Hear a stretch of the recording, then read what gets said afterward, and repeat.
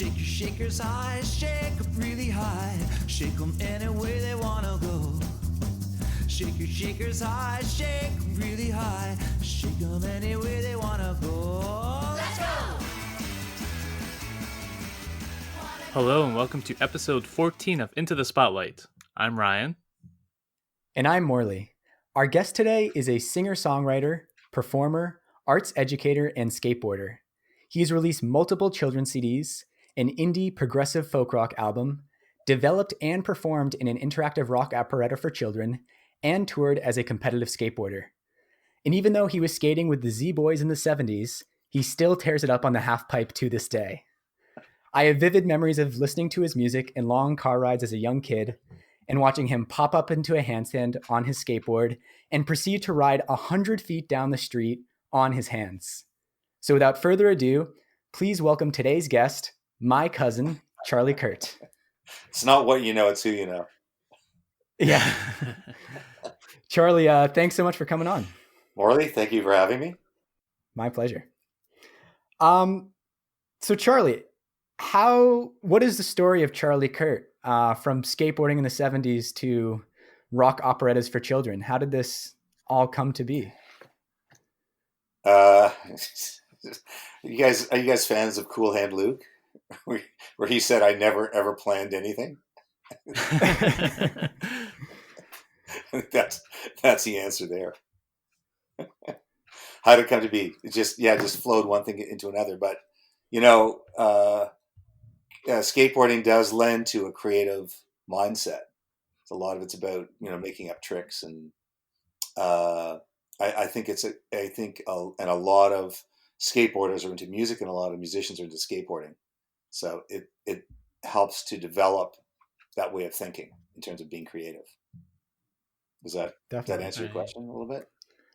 Yeah. Okay. Yeah, no, I feel a similar thing. Like with, like you can integrate music into so many like physical activities. I find the same way with like leather working and then editing videos of it to a certain extent. Cause like you kind of like fade into a shot and ramp up with the music as you're doing a movement. And it all feels very musical in a way. I can definitely see how those would link together. Like a transition or a crescendo or something. Yeah. And it's a physical activity too. And like, I used to do a lot of sports like football and swimming when I was in high school, but there's something about kind of like being in the zone in the moment that kind of helps you see things in a certain way. It's even why I'm directing like short films or something like that. Even like, I just love being on set and everything can kind of like all the distractions kind of fade away and you just focus on what's in front of you at the task at hand and you can just excel from there. Yes, taking the moment. Not easy to do. Not easy, No. but very fulfilling. I mean, this moment in time right now, where we're recording November 2020 is quite a moment. I know that your whole business and teaching and way of life has basically been turned upside down because in terms of doing in-person performances for kids at schools and in-person teaching, I mean, none of that is really an option right now. So how have you sort of addressed that and actively adapting to this situation? Yeah, it's like Monday. We're starting another round, of like lockdowns. Yeah. Mm-hmm. So what's happened to me was like directly, we were doing keyboard classes in the schools. I had a staff of like 10 people. I've been working on it with the curriculum. I've been designing curriculum for like well over 10 years. And in the winter term, I had 120 students a week. And in the spring term, I had 0 students a week. So it's a large chunk of my business. But I do one-on-one lessons, and those are online. But it's still hard to learn how to do that. It's a different way of communicating.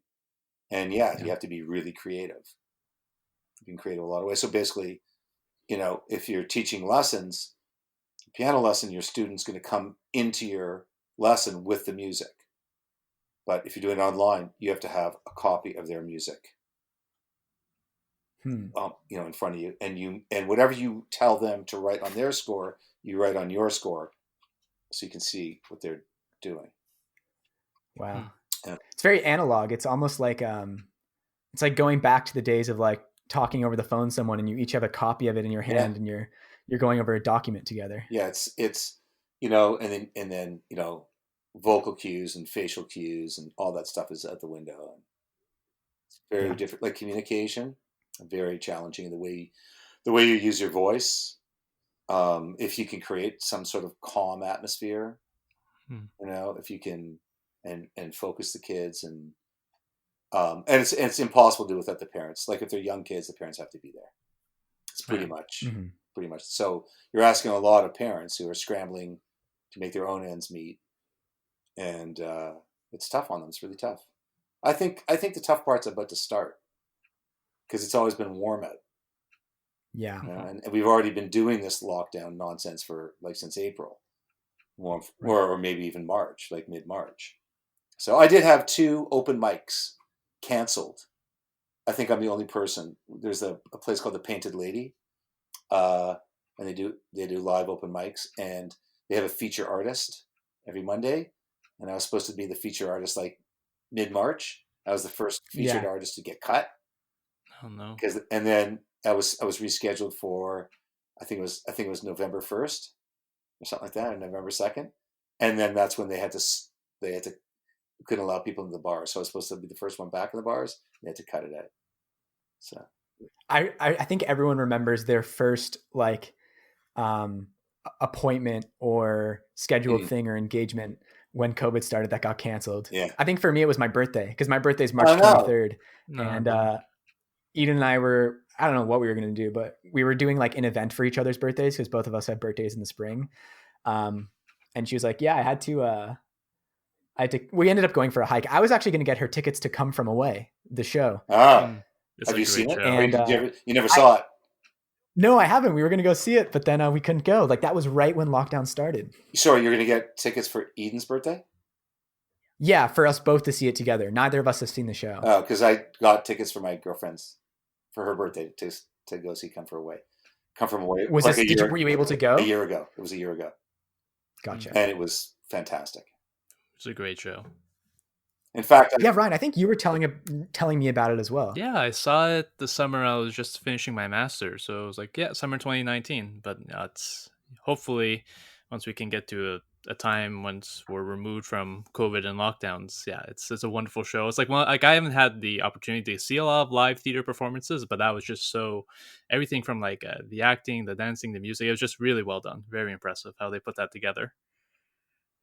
And it's an empathetic story. And I it's think Canadian. It's very Canadian as well.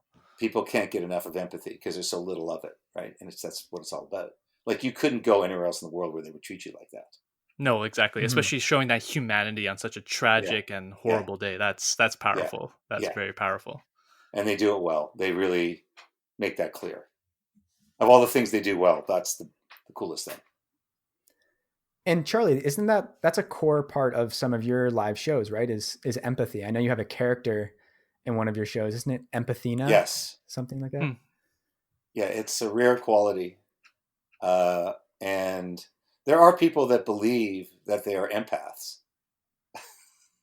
In fact, one of the girls that was playing the role, she did a whole, I filmed her just like describing how she was an empath and how that, what that meant and how that felt. And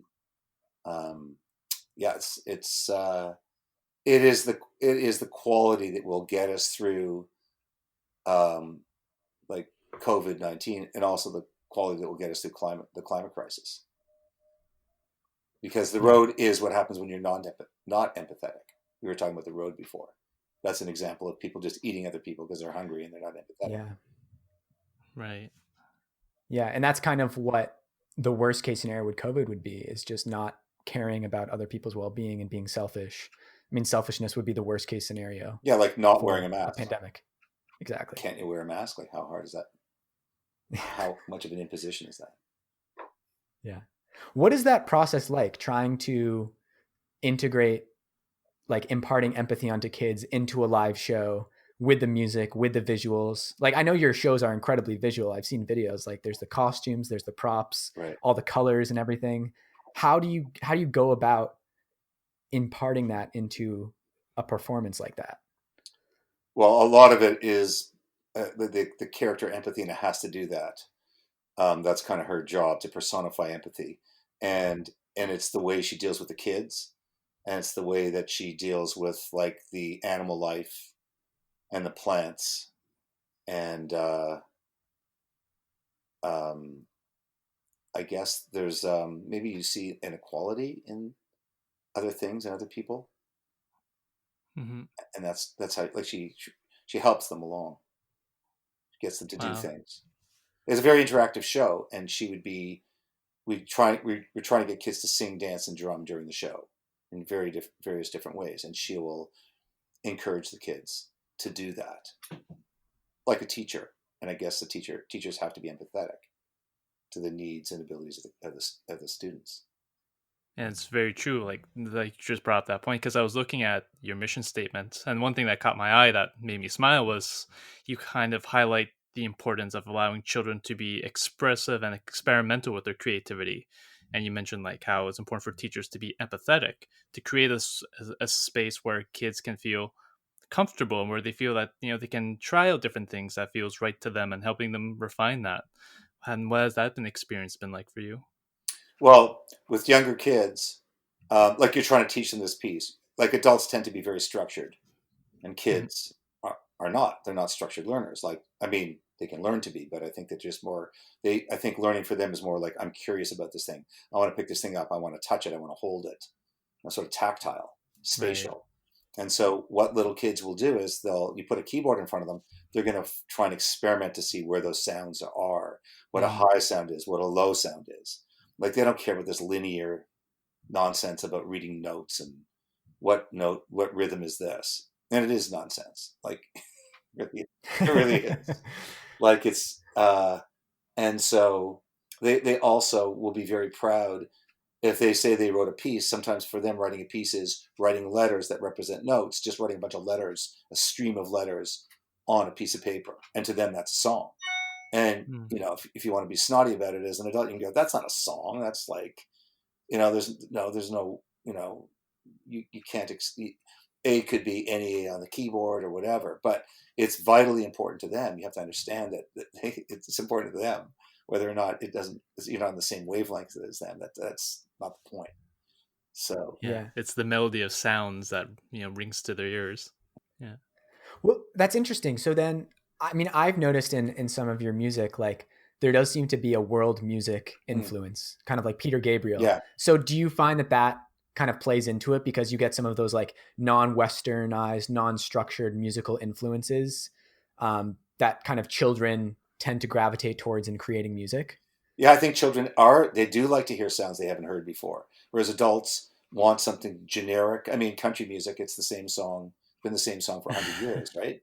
It's like safe, it's easy. So get somebody with a nice smile and a nice voice and nice teeth to sing a song, and everybody's happy. With kids, yeah, Hmm. no, they're curious. I did a lot of work for the Ontario Arts Council. You're talking about things that shape the way I see things, and they're very much um, they open your mind to different cultures, and you know uh, you don't want to appropriate somebody's culture, but you want, like, I worked with the real artists. I would meet people along, like, from at festivals and say, could you play on my CD? And they would bring their indigenous instruments and play. That's great. That's really fun. Wow. Yeah. Like, I love like the whole world music kind of scene. I was watching, we were talking about this yesterday.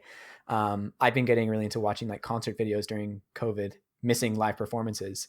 And I went down a rabbit hole one day of watching performances by the Talking Heads, which just have like an incredible stage presence. I don't know, I don't remember the lead singer's name, but his energy on stage is like incredible. And they're them playing on stage with like African drummers and like six guitars at once. There's just so much energy and vibrancy there. It's incredible to watch. yeah, amazing band, open-minded kind of musicians, quirky, like they're alternative, right? And Yeah. so sometimes I listen to Q107, more so 102.1, but now Q107 is playing stuff that used to be, played on 102.1 only. So I think, Yeah. in a sense, like For the the for the non-Toronto listeners, those are like the kind of alternative what would you call it? Like alternative yeah, the rock, alternative Alternative music rock. stations. and then classic rock. So the alternative rock does become the classic rock. Like Right. Elvis Presley was probably pretty quirky when he came out, right? Doing a lot Yeah. of different things. So he would not have been mainstream when he first came out, but he's pretty mainstream. His image is certainly mainstream now. Some of it though does seem to stay more on the fringes though. Like I listened to some of Genesis's the band Genesis, some of their more out there stuff, and listening to it today, it still sounds pretty out there. With the early stuff. Yeah. Yeah, it's amazing. And very keyboard based too. Like keyboards are very prominent. I'm a keyboardist by trade. I studied classical music. I studied like classical piano, which is why obviously I teach piano more than anything else. But it's interesting how progressive rock is shaped. A lot of the keyboardists are classically trained, and you hear a lot of that music in their playing. I'm thinking of Genesis, maybe some Supertramp stuff. I mean, obviously there's some blues stuff in there and some other stuff, but some of the stuff, like you can hear, oh yeah, this guy studied classical piano. There was a Jethro Tull album. It was a live album, and the guy played, the piano player John Evan played Debussy's Gollywog's Cakewalk. I'd never heard it before. I thought like, whoa, what's that? You know, and the guy's an amazing keyboardist, and he's studied it on a pretty serious level. You just hope that you don't create something that nobody can relate to, because it's once that serious, like studying serious music is in your system, it's hard not to, you know, some people may be offended by it. The whole punk movement was, you know, a reaction against that kind of music, that kind of bombastic. I mean, you can think of progressive rock as bombastic, and these people are taking themselves either too seriously or just too wacky, you know? I mean, I've felt in my own personal creativity that like if I feel strongly enough about what I'm doing, then at least it will find an audience with other people who find that. Yeah. But maybe at a certain point, if you're really trying to be out there and different, you lose sight of, like in the songwriting, you lose sight of that yourself. Like it's no longer so strong to you. I don't know. I just feel like if you're creating something that you feel so strongly about, then you're bound to find other people who will also find that way. Unless you're so different that those people just are few and far between. I was watching an interview with Woody Allen. And I always think of Woody Allen as a successful U.S. filmmaker, but he doesn't see himself like that at all. He says like, no, like I write stuff, like I'm a pretty quirky writer. There's not that many people in the U.S. that like me. It's more the like Europeans. I think he can survive. He's survived over the years because Europeans like his stuff. But the problem, if you really want to do something creative and something out there, is only people that really appreciate that will listen to it. Like it's more work for people, right? Mm-hmm. Like again, a country song, they've pretty much heard the song before anyway. Yeah. Right. Well, it's interesting with like Woody Allen's films, because one of his films, Midnight in Paris, is one of my all-time favorites, and the way he's able, and his films, every filmmaker, especially the successful ones, have a very distinguishable style. Same thing for like Tarantino or Richard Linklater and Woody Allen, and his movies are very, you know, dialogue based. You know, the whole story is about these two people, and like they're well acted, and you know, but they're not made to be commercial billion-dollar, you know, successes. They're just made to be small and, you know, focused that way. But you know, it's just in terms of storylines, that's what brings people in. You see that with a lot of other smaller, more European art house films as well. Same thing here in Quebec. There's a lot of Quebec art films that are in that European style as well. And it's just, there's just something about, like, even though it's very, like you could say, low stakes in the smaller scale, but the situations are relatable to a lot of people, and that's what attracts us to them. And they may not be, you know, a massive success right away, but they can build like that over time. Like the Before films, the Before trilogy, there are films that, you know, they're like the lowest box office movies to ever get sequels, but they've been able to establish a really well-known presence, you know, 20, 30 years on. Yeah, these things do pick up momentum, like the classics do. I think they do build up some steam over the years, and I think that the companies do make their money back eventually over time if it's good. But maybe not, they could lose their shirts right away. Yeah, it's probably harder to sell that to a production company though. You'll make it back in 20 years. Yeah, exactly. They don't want to hear that. No, they don't want to hear that. No way. No, it's all like a lot of it's about the short-term gain rather than the long-term gain. Yeah. Which is unfortunate in many ways. Well, it's the entertainment business. Yeah. unless you see it otherwise. I mean, people do, right? Like it is like there's arts and there's entertainment, and it's like a pendulum and something, you know, you swing back and forth, or it's just a range of what something could be. I tend to watch things that are far more like arts like they make you think. They don't preach to you. They don't tell you a linear story. They make you fill in the gaps or make you think, not what the person that's producing it think, but whatever, however you relate to it. Yeah, it's always trying to find that very difficult balance between art and commerce. It's Yeah, possible, but it's very tricky, very, very difficult. yeah, and the high arts. I mean, it's even more difficult, like ballerinas and classical pianists. And Oh God, yeah, orchestras and everything. speaking of orchestras, I've got a conductor joke. Okay. All right. It's an original joke. How do you become a conductor? How? Hold the positive and negative ends. Okay, I'm not getting it. Yeah. Like, oh wait, no, now I get it. Oh, it just took it. It was a slow burn. sorry. I got it. That's good. I want to come back around a little bit to skateboarding because we touched on it, but I want to get the story because I know you said that you didn't plan. You surfed your way along. You found your way to where you are now.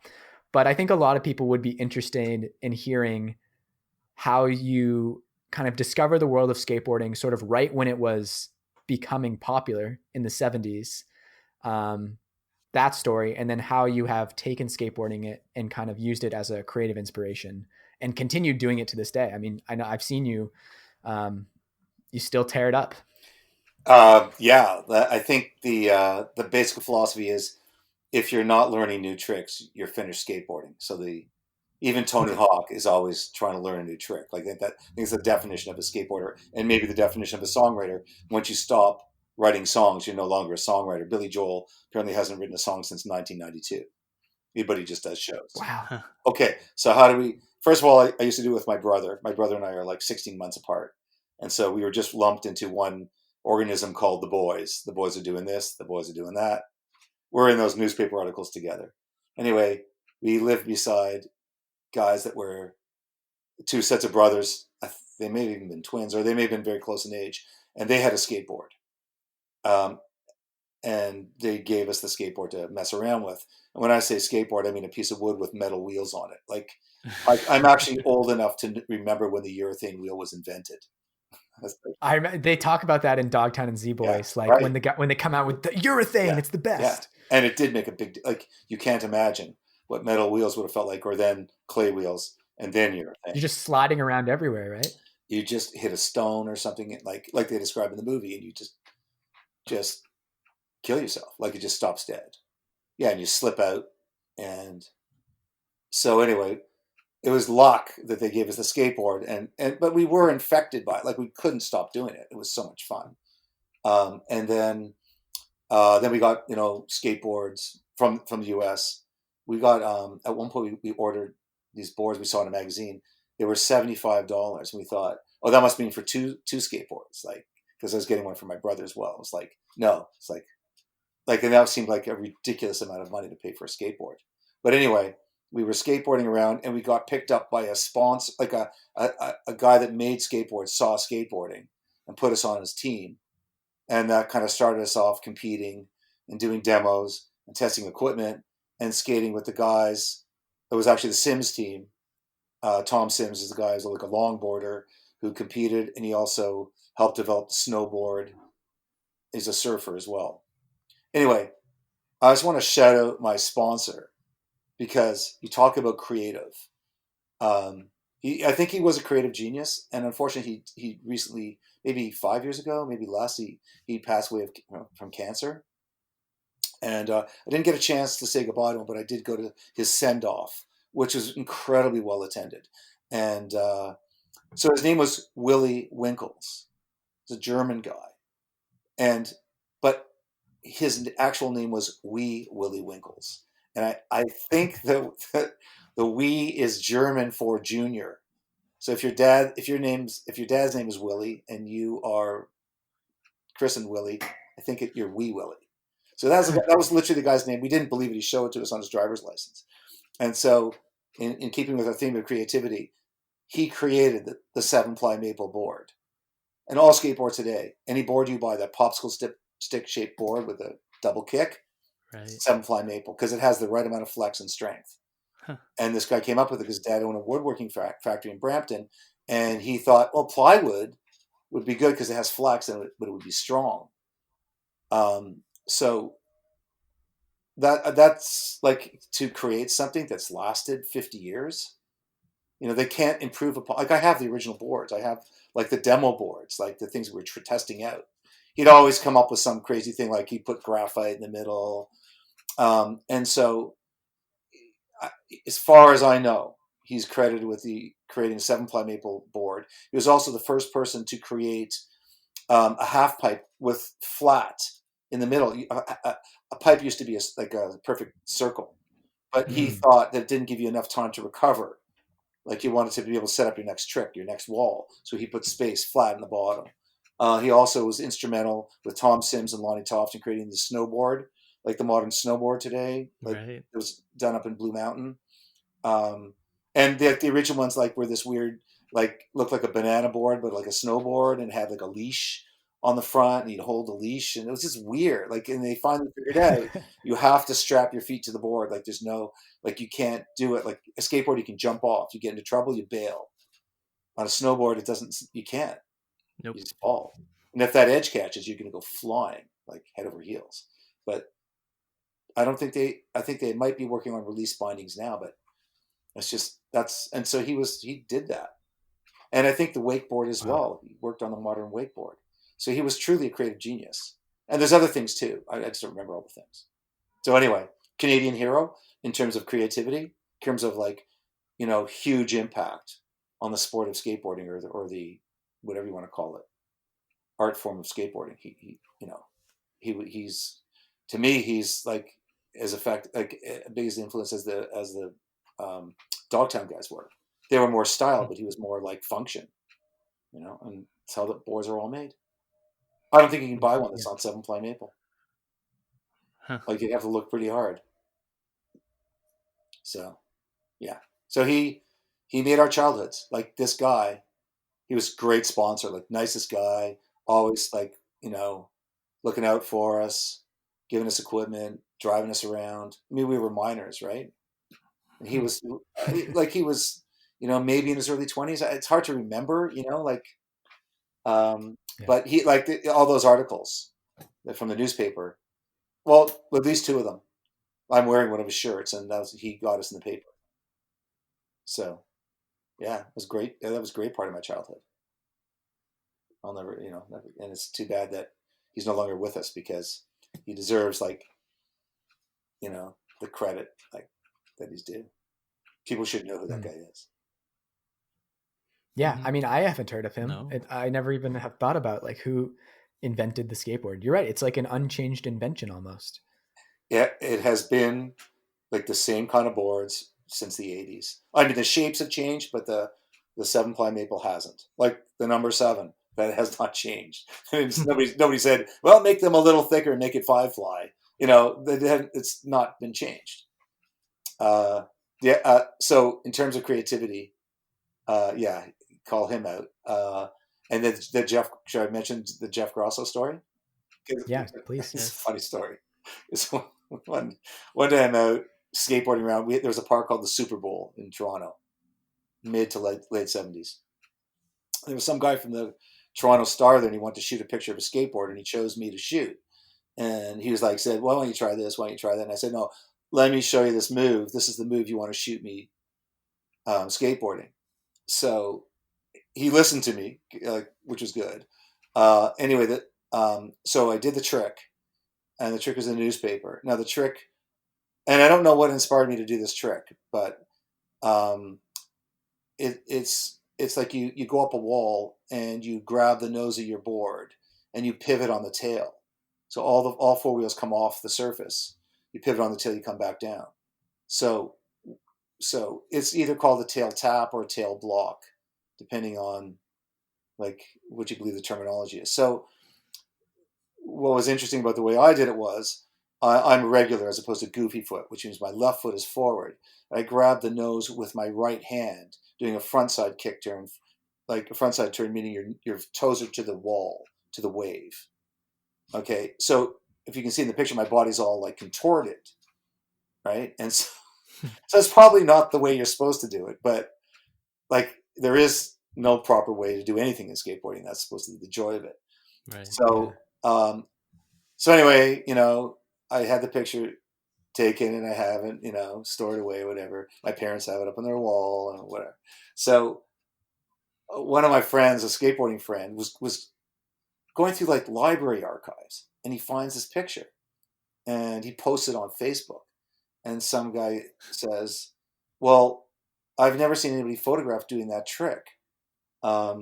It's formally called a frontside crail tap. Crail meaning grabbing the board with the backhand, not the front hand. My shoulders would have been parallel to the board if I grabbed with my left hand, but because I grabbed with my right hand, my body's all contorted. Anyway, so they put it on Facebook, and people are like, talking about it. Somebody says, has anybody ever been photographed doing this trick? And they're kind of like, I don't know. And then somebody says, well, why don't you ask Jeff Grosso? He would know. If anybody would know. Jeff Grosso would be a contemporary of Tony Hawk's and also a great promoter of the sport. He had a show called Love Letters. So somebody sends him the picture. And then I contacted him on, I don't care, Instagram, I think it was. And his comment was like, yeah, real radical, Charlie. Like, great. And I thought like, oh, I was kind of hoping for more than that. Anyway, he posted the shot on his Instagram and he got like 2,000 hits. So my little picture got 2,000 hits with Jeff Grosso, which would be a big deal for me. And people were saying, yeah, you got to give this guy the trick. Like, because nobody was actually shown doing it before. There's a date on the picture. Like nobody said, oh yeah, I can show you pictures of myself doing that trick as well. That, so you could say that I created that trick. That's incredible. So there's a creative story, right? Like, so how many skateboarders are credited with a trick? Well, I've seen, there's competitions in Toronto and I've seen some of these guys skate, these young guys, and it looks like they're making up tricks as they go along. Like, I do think that these people make them up on the spot and they hit them in competition. So, I don't know what the level of like perfection is with these guys, but they just, it's kind of like Jay Adams. Jay Adams from the Z Boys, he turned mistakes into tricks. And then he was done with it and he moved on to the next thing. He never actually practiced, which may have been part of his downfall. It was like, just he would catch waves in surf competitions after they told him to let somebody else take the wave because he didn't want to lose a good wave. Right. He was like a pure opportunist. Yeah. I don't think he ever wanted to become a professional surfer or skateboarder. I think he just sort of fell into it. He just wanted to skate. Like, that was it. Wow. We were sort of like that too, but not to that. We never became famous for it like he did. Right. The level of discipline that it requires to get good at skateboarding is something I was never able to do. Like I grew up skateboarding a bit and my friends were always more into it than I was, but they would spend hours after school trying to get a kickflip. Yeah. It was like, and then they'd go in their basement when it started raining and they'd do it on the carpet. It's a ton of work. Kickflip is a hard trick. And I learned how to do an ollie, I think in my 40s. I didn't even know what an ollie was. And there was it wasn't even invented when you were starting. No, right?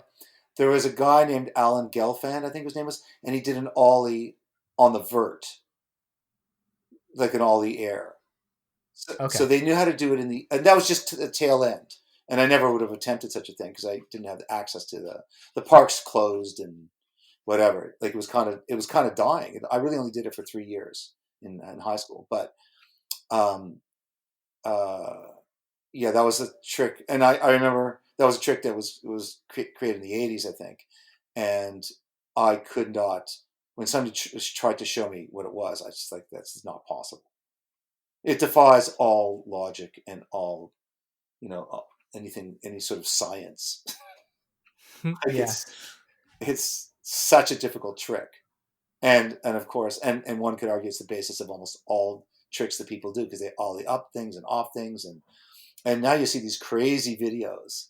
People used to have video parts, and they'd spend a year shooting a video part. Now people take their iPhones and they shoot a friend doing this incredible trick, and they just post it, and that's what goes viral.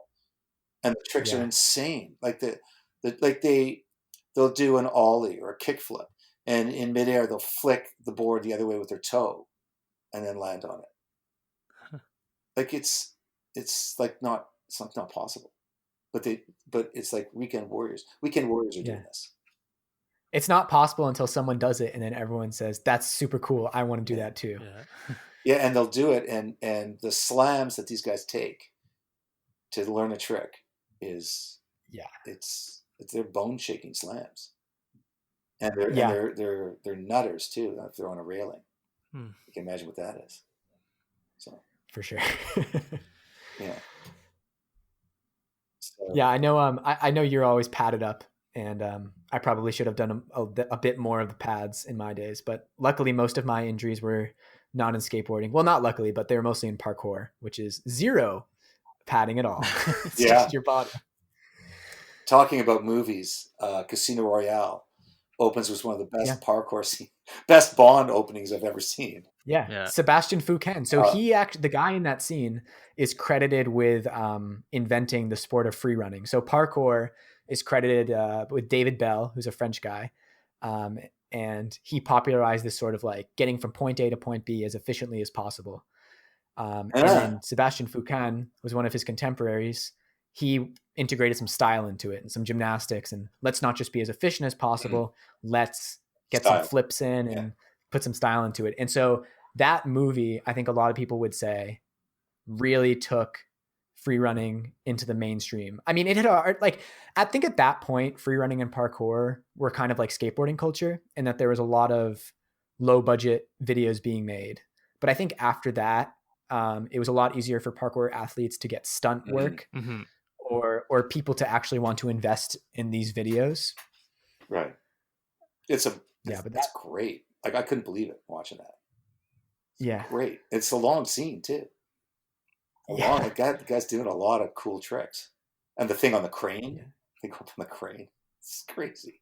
The stunts that they do now in movies is incredible. I mean, just the endurance and just the pure physical talent. That's why there's such a big push to like get like places like award shows like the Oscars to recognize that talent. You know what they do.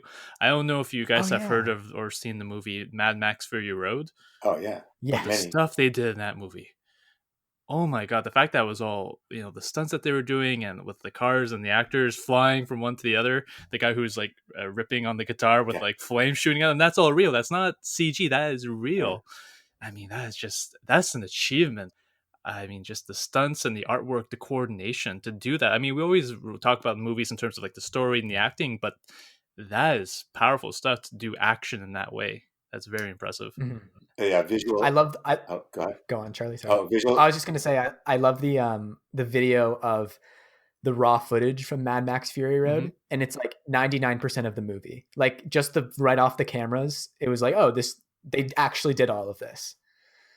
There's a famous scene where there's a guy that's mortally wounded, and he jumps off of the tanker. Yeah. Do you know the scene I'm talking about? He kind of does like a swan dive. Oh, and he's got two of those thunder sticks, and when he lands, he blows up a car. Like they're trying to get to Valhalla, and it's like witness me, and you do these like you do your salute to the world, and it's the guys who spray paint their teeth there. Right. He does that before, right? Yeah, the chrome, and so you can see online the way they shot the scene. It's like 3 seconds maximum, like it just goes by. But they actually built like a platform, like some scaffolding on the back of the tanker, and he did do a swan dive off the tanker, or some guy did, That's crazy. and they had ropes on him, and before he hit the car, they pulled him up so he didn't hit the car. And Hmm. so a guy actually did that. Swan dive. Fearless. And it's just it's almost like a throwaway scene, like not throwaway, but it just goes by so fast. You go like, oh, another stunt, right? But it's like it took them like all day to do it, Oh for a yeah, few yeah. seconds. I mean, it took them, I think, over 3 years to film, just to film the movie itself, because of all the coordination with the cars and the actors and all the stunts to do that. Like when we see it, we think it's just, oh, it's simple, but it's meant to look that way, you know. But like, there's just the amount of hours of just not just planning, but actually perfecting that just to get that right. You know what else is funny is the Mad Max knockoff films. Like you'll see these like Italian movies of guys trying to like directors trying to imitate that. And when you see it done poorly, you realize like You guys, appreciate it more. yeah, guys jumping from one truck to another. Like if it's not shot right, if you can't see Yeah. where he's leaving and where he's going to, and it looks ridiculous. Yeah, So yeah, George Miller, like what's in that guy's head? Again, talk about creative genius where he's got this idea. And I don't think Tom Hardy enjoyed the making of that movie. Like it seemed like they were making it up as they were going along, not the technicality of the stunts, but the storyline. Like George Miller would say, okay, now we're just going to blow a bunch of things up. And it was like, really? Or like, I think, I think, I think Tom Hardy only has 10 lines in the whole movie. He just yeah. grunts Yeah. and does a bunch of like, and here's a guy whose acting range is like huge, right? Oh yeah, and like for a guy who's kind of like stereotyped online through memes stuff, he just always has like a mask on in some way, and like for Yeah. most of the movie, he doesn't have a mask on, but he doesn't say much either. So poor guy. But I mean, in the It's way, like a like tragic story. yeah, like he's like a background character in his own film, you know, because Yeah. most of the Yeah. focus is on Furiosa and like her Right. story and the storyline with the wives and getting them away. But Yeah. yeah, He's just a tag along, yeah, but it basically. like falls into it, which is how he is in all the movies, right? He's not, or certainly in the second one, he's just sort of, hey, if you, um, he gets the gyro captain and he's holding him hostage. The gyro captain says, if you go in there, you can get your gas. And he's like, yeah, okay, I'll get my gas. I'll get out of here. And he's not really the hero. He's really, really, truly an No, anti-hero. yeah, he's just kind of like a bystander who just gets caught up in some crazy hijinks. Like he's not Rambo. That's not who he is. He's just a Yeah, guy who's just in the post-apocalypse trying to survive, and then he gets caught up in all these crazy adventures. right. It's funny. It's funny, but it's effective. It's very effective how they do it. And they're making Yeah. another one, I think, with a prequel centered on Furiosa's character, which Okay. will be fun to see. It's almost like The Big Lebowski. Like Jeff Yeah. Lebowski as a character, he's this guy who never wanted to be involved in this whole caper, and he got sucked in, and he's like the last person who should be involved in it. He just wants to get back to bowling. For a guy. Yeah. Uh, To take us back a little from this tangent, and I guess to relate it a little to low budget. You're talking about the low budget yeah. Mad Max knockoffs. One low budget thing we were talking about, which I thought was really interesting, is home recording. So we had another guest on, Olivia, she's doing these really interesting things with home recording and collaboration. In fact, like she'll record a part, video and audio, send it to someone else. They layer it on top of one another and are essentially creating a song in real time. So what do you think are some of like the creative opportunities for home recording and the good that it can produce? I'll start by saying something that Russ Broom told me that should be shared with anybody that wants to share tracks with somebody else.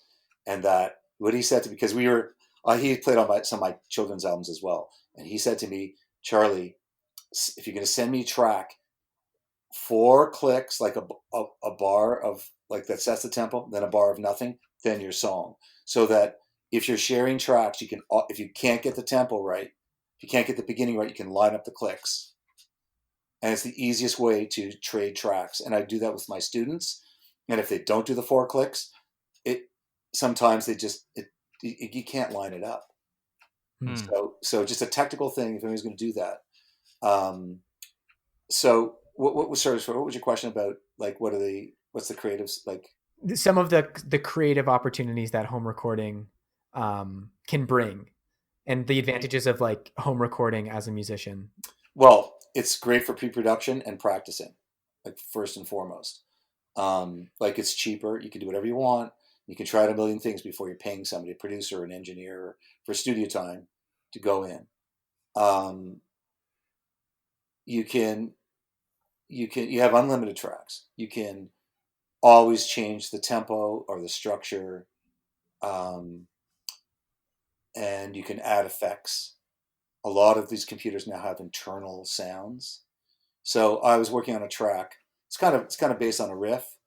Kind of almost sounds like "Are You Gonna Go My Way?" Maybe that, how that song is based on a guitar riff, and it's kind of like that. And I just brought my guitar. I didn't want to bring my amp down, so I just brought my electric guitar downstairs and then it has different um, uh, guitar amplifiers in like in GarageBand or Logic, whatever you're using. And Yeah. so you don't need to use it's hard to set up a mic and record with an amp, Yeah.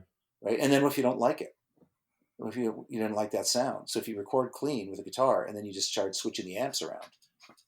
Do you think that the possibilities of home recording are making kind of traditional recording studios obsolete, or they still have like a really important function? Well, it depends. If you want to do something live, if you want to record 4 people at once, like a rock band, you need a recording studio.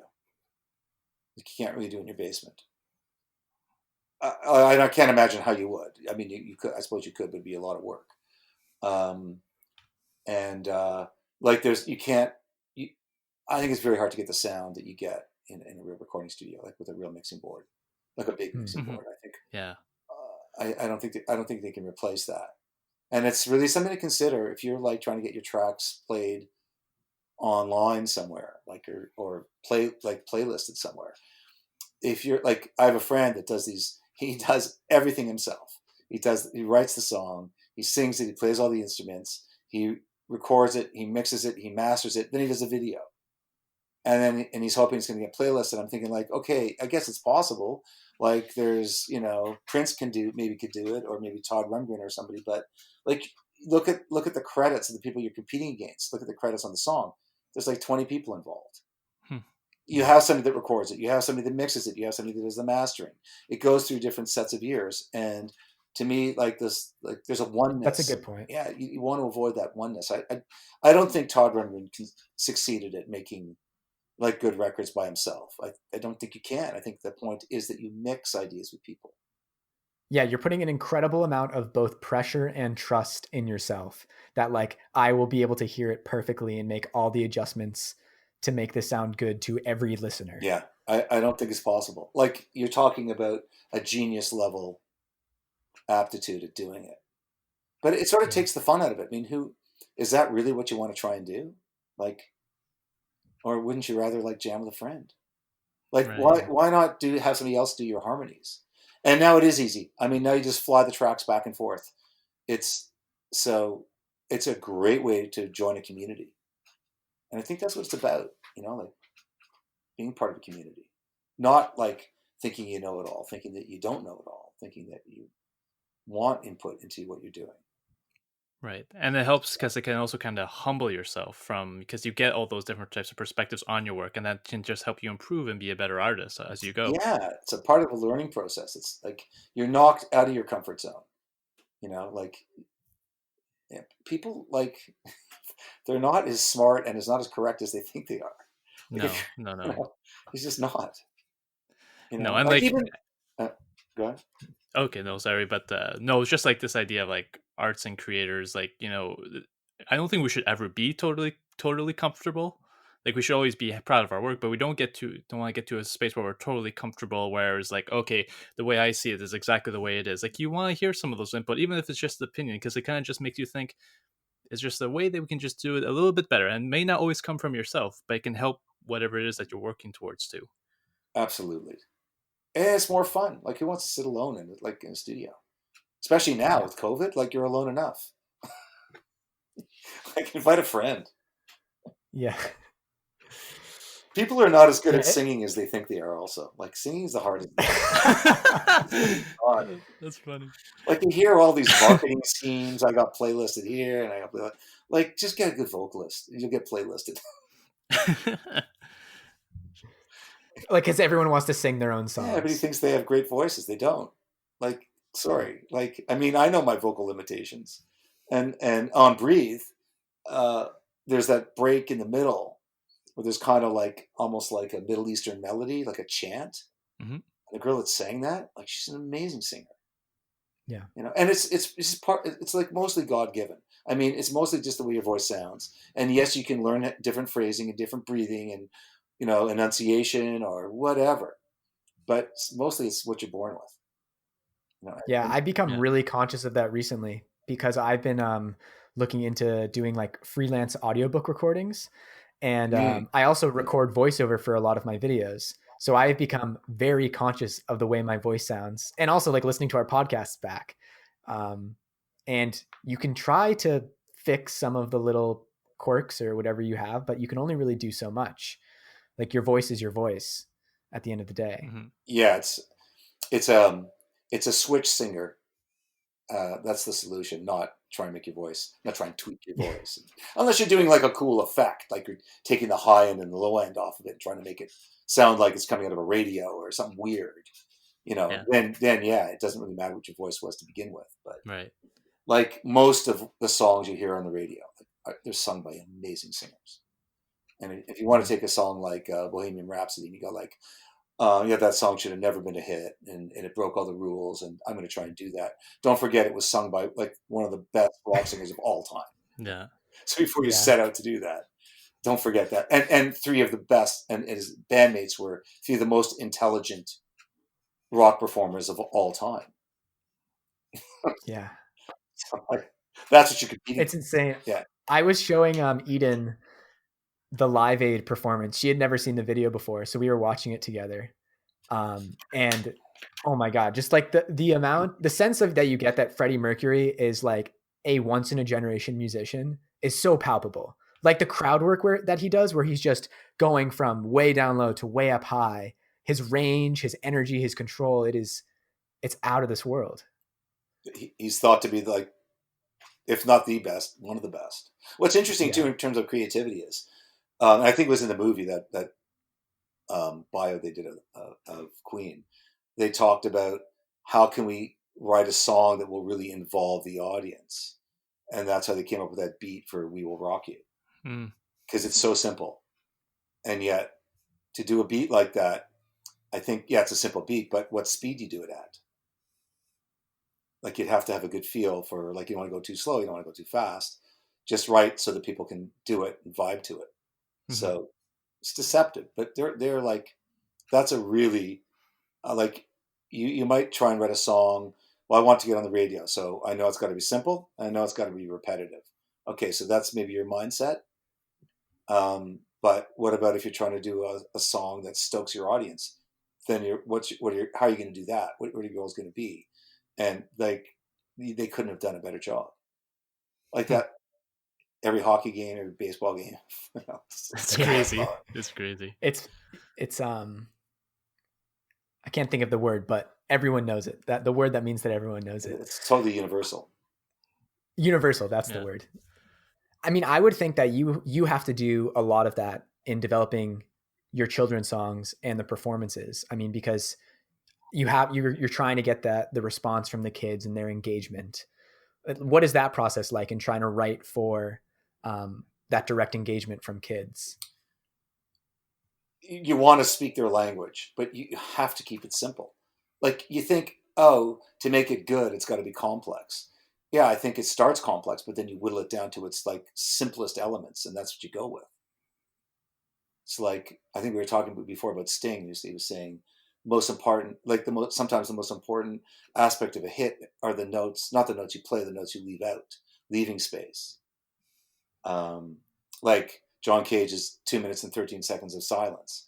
Like it's a Yeah. really clever idea because you understand how hypnotic and how important space is. So yeah, giving the kids their space, keeping it simple, like really, it doesn't have to be complicated, but it has to be original. It has to be unique and quirky, and something that like you can do it. You can do it if you work at it and trial and error. But that's like, yeah, like keep it simple, stupid is the key to all this. I think Even the Mad Max movies, it's like, yeah, they went that way, and then they went that way. Yeah. When you break it down that way, It is a very simple, like, and that's obviously funny. I mean, it's the world's longest car chase movie, probably. That's what that is. It is. It is. And he was quoted saying, "I want to make the whole movie like the third acts of the other movies, like just a car chase." Yeah. I think it's really important to, like, yes, keep it simple, stupid, but also, like, if you have a shtick, to know what your shtick is and to not try to do like 2 or 3 shticks at the same time. Like, what is the mission? What are we talking about here? That's what I try to do in making my videos. Like, is the goal of this video to make it fun and instructional, or is the goal of it to be relaxing and meditative and inspirational? Like, you want to know the angle that you're coming at it from, and like always keep that at the forefront. Choose the points you want to hit, your goals, and try and stick with that. That's the same thing for me. Like when I work on my short film projects, like what's the story? That's the one thing I'm always trying to focus on. Like, what's the story and what's the story that I'm telling? Am I being as honest to the story as much as possible? Because one of the hardest thing with filmmaking is just like, is how much you insert so much of like your personal vision and removing yourself from it as much as possible. In the sense, like you still want to tell the story in the way that you want to be able to tell it, but not insert so much, or just being able to restrain some of your more parts of your personality that would embellish some things. Like you just want to be able to just find that right balance. Yeah, it's not easy, and again, collaborators might bring that out in you. George Miller doesn't. It's the people he collaborates with that help make his ideas come into focus. Because I don't think like, not to take anything away from him, but I don't think he's that great a director or that great. Like he's Morley's like your dad. He's a doctor. He started an emergency ward. And then decided to be a filmmaker. Oh, he directed Babe, Pig in the City. Yeah. Wow, that's not what I would expect. His true masterpiece. Babe, Pig in the City, Happy Feet, and then like 4 Mad Max movies. And what a career! Witches of career brain. Did Witches of Eastwick as well. Oh my god! Oh wow! But he is like sort of like a one-trick pony kind of guy. He isn't a versatile director. He's a guy that gets an idea and can kind of bring it to fruition. But I think he has a lot of help with those people around him. It's true though, but it's like I think it's like we kind of mentioned before about having people that kind of help bring the best out of each other with also kind of being able to rein in the parts where we would just like go dive down rabbit holes, even though it won't be as good for the work that we're doing. That's something I always try. Like I've said this a million times, like filmmaking is a team sport, but like all creativity is really a team sport. Like music, especially when you're collaborating, like you want to be able to have that trust that, someone can give you feedback that's honest, that can help you improve. Yeah. Grow together. And there's I'm sure you guys were reading a lot about Eddie Van Halen when he passed away, but there's a lot of, like, in some ways collaboration can be easy, in some ways it can be hard. I don't think he ever got along with David Lee Roth. Like they butted heads over everything. David Lee Roth was more like very theatrical and campy and almost like silly, and Eddie Van Halen's like writing these incredible guitar parts, incredible riffs, and then like he writes this incredible idea, and then all of a sudden the song becomes Hot for Teacher. It's like, what? It's like, wait. That's not what I had in mind. And then it becomes a huge hit, and who's right? So so I've always tried to find good collaborators, but it's not easy. It's like it's easier in high school. Like Simon and Garfunkel, they're friends in high school. Like it's easier because you're just kids and you just grow together, and then as adults you have a lot of shared experiences as well. And you get set in your ways and you refuse to listen to anybody. So. Yeah, it's true. You always want to be able to be open to experimentation, even though it's not something you would initially think of. It'd be, that'd be interesting to try that out just to see. And then you don't know because it could be a wonderful thing, but you have to take that leap of faith. Yeah. Well, I wonder in some ways too, if like Eddie Van Halen and David Lee Roth's differences is also what made them like a great duo, because they were able to bring 2 very different skill sets to the table, and one could take over. Like if one, they took 2 different sets of strengths and brought them together. I think about Mythbusters, Adam Savage and Jamie Hyneman. Mm-hmm. And Adam Savage, he always talks about like him and Jamie aren't friends. Really? They're very different. They would never be really friends in real life, but they're good collaborators because they one of them is much more scientific and calculating, and the other is a little more freewheeling and artistic and inventive. So they're able to create something greater than themselves than they can together, but they're just like, they're not best buds. It seems like there's a lot of collaborators don't really get along that well, like Pink Floyd. I think there's always a lot of fighting there as well. And look at how great some of the music turned out. Like maybe the fact that you butt heads does create something it's not an easy process, but it does create something that's larger than the individuals. Yeah. So I guess on some songs it works and sometimes it doesn't. Or you just fight. Sometimes you fight and you never agree and it never works out. And sometimes it's great. Well, we're starting to come up on an hour. Yeah. So Yeah. why don't we change gears a little bit to what we want to put in the spotlight this week. Charlie, if you want to kick it off, I'll let you go first. But if you need a second to decide what you want to talk about, I can kick it off. Well, our theme is creativity, and Mhm. I think one could say that creative solutions might be a really good place to go from this conversation, like creative solutions for COVID, creative solutions for the climate crisis. Like creativity will get us through those things, as well as collaboration, as well as agreeing on things. Is that kind of what you meant, or am I sort of? Sure, it can be anything. Yeah. I mean, I have a leather crafter that I want to shout out, but I mean, I've seen so many fantastic creative solutions in Toronto. Like people realize that they can put barriers between tables outside and fit more tables into an outdoor eating space while maintaining the same level of safety. And it's a way that restaurants have been able to kind of stay afloat. Creative solution. And yeah. And I remember like no one had thought of that. I mean, at the beginning, it was all like socially distanced tables, but then at a certain point there's like, no, there's different ways we can do this. And I personally think there's so much more that can be done. And just in terms of how much unused space there is right now, empty office buildings, empty stadiums. Like if something could be done with those spaces to help people who need it right now, I think that would do a lot for this situation that we're all in. Well, that's a great idea. Yeah. Creative. Yeah. I wonder how you put that into action. I don't know how it would be done. It's just like an inkling. Mm-hmm. Right. Just the idea that something could be done different. It just takes some imagination and a little bit of willpower just to try and make things a little bit better, no matter what the issue is. Mm-hmm. Stepping up. For sure. Yeah, creative solutions. Love it. We're going to need a lot of those. I think. I agree. So this week I wanted to shout out someone who really inspired me this week. There's this podcast I really enjoy. It's called the Make Ideas Reality Podcast. It's hosted by Justin White, aka the Garage Avenger, a wonderful Australian Norwegian guy. And he had on Jonathan Jamieson, who is a co-owner of JJ Leathersmith. So I do a lot of leather crafting, and a buddy was recommending this episode to me for a while, and I finally got around to listening to it. Number one, this guy has an incredible story. He's Canadian. He grew up in PEI, and sort of was backpacking around the world and kind of discovered leathercraft in terms of like, he really just wanted to make himself this backpack. And that was like what he became fixated on throughout his trip. And he kind of used the last of his money.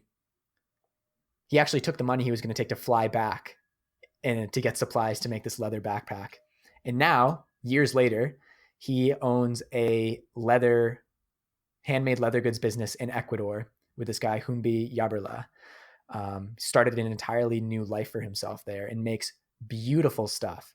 So number one, his story is just very inspirational. He talks a lot about like following his gut and developing good intuition, because that's essentially how he got to where he is now. But I really want to make a leather backpack. So I felt like a big kindred spirit with him, and like just being hyper fixated on this like really random goal. So I was looking at his page, and they do beautiful, beautiful work, and definitely got some inspiration for the backpack that I want to make. But yeah, I'll link that in the show notes. JJ Leathersmith, they do really fantastic work. So for my Into the Spotlight this episode is a folk musician, folk singer called Harry Hudson, who is from Englewood, New Jersey, and he's a really nice up and coming folk musician who's really kind of like advancing folk music, but also drawing upon elements of rock and pop music into it in a way that he blends it all together really nicely.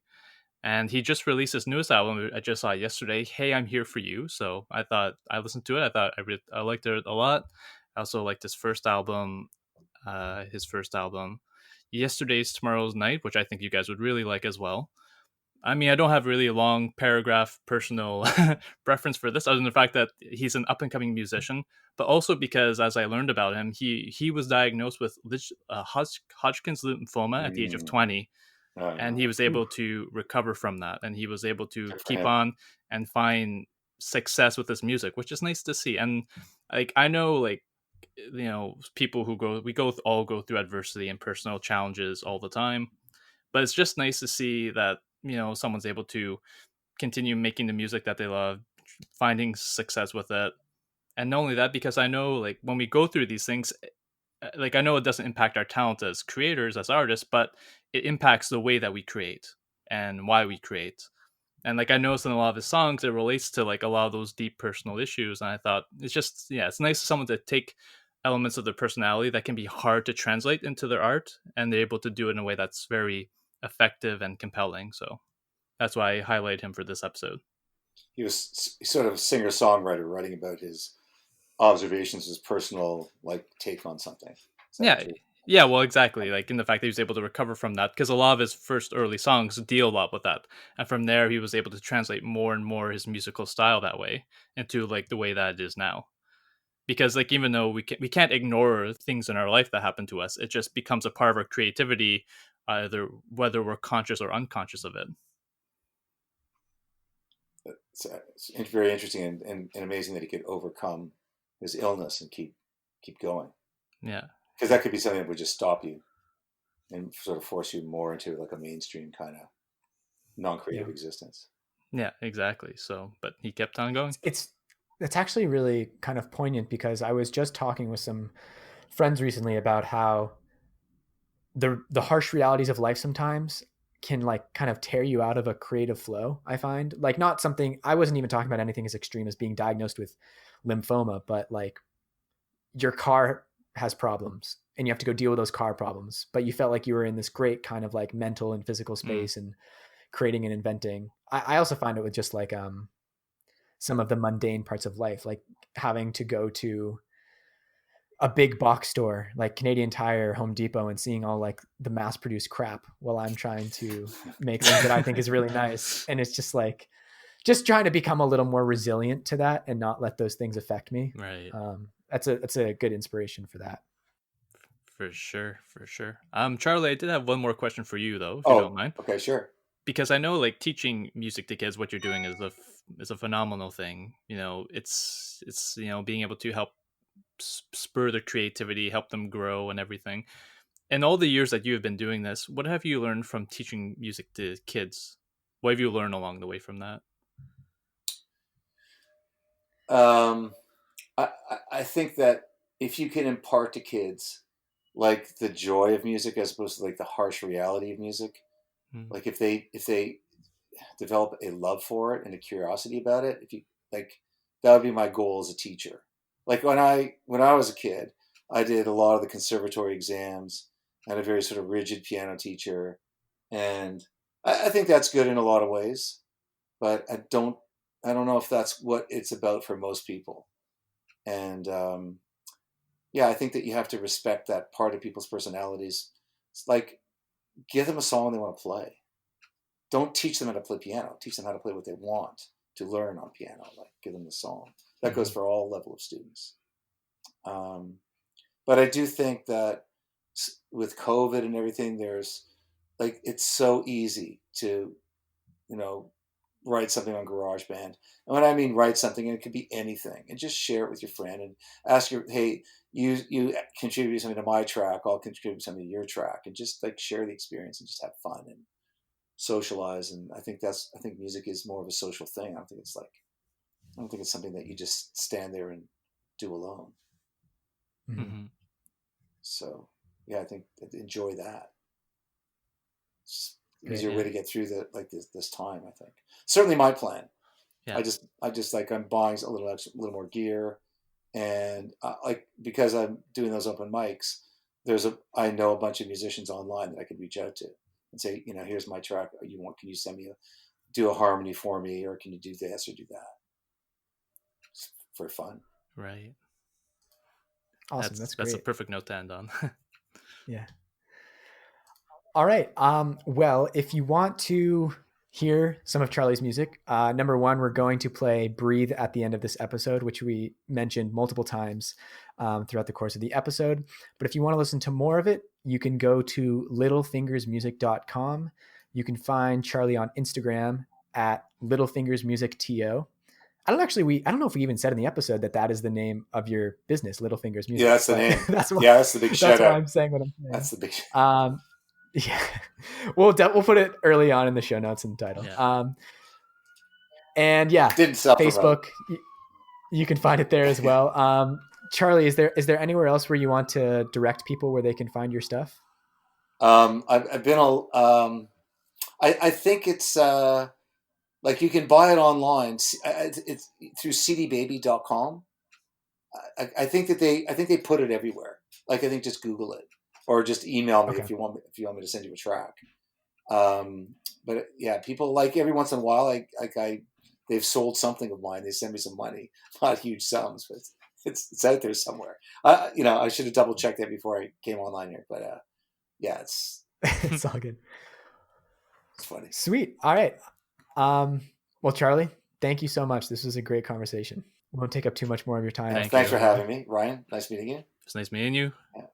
Our pleasure. Yeah, and good luck with all the leather work and the backpacks, and it's great that you're doing all that. So it's Thank you.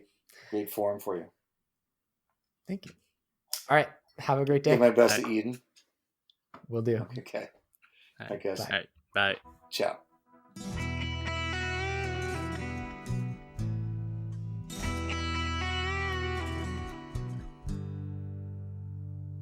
Underwater dungeon, it's safer than outside. I won't say I'm sorry for all the times you lied.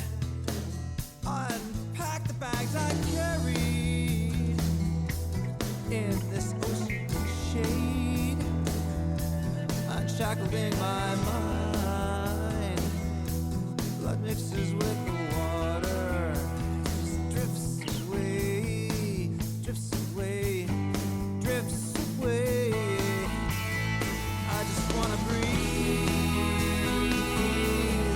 feel what I've forgotten. I just wanna breathe. There I know is mine. I just wanna breathe.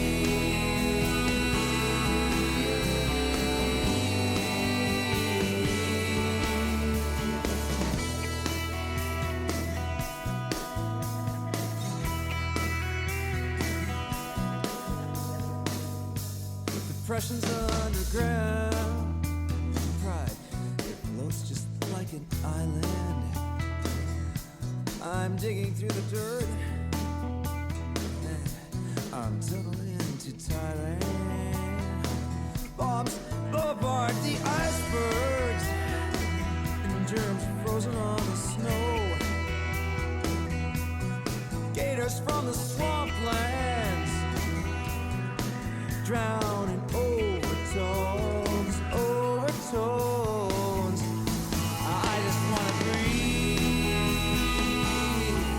feel what I've forgotten. I just wanna breathe.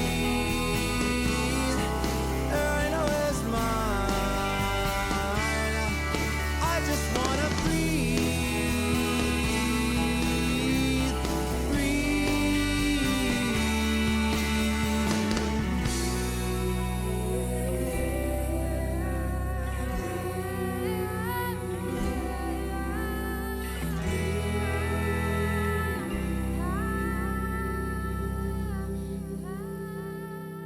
buried in this earth, secrets of the spirits. I know what I'm worth. Whatever's mine, I'm taking back. Taking back. Taking back. Taking back. I just wanna breathe. Feel what I've forgotten. I just wanna breathe.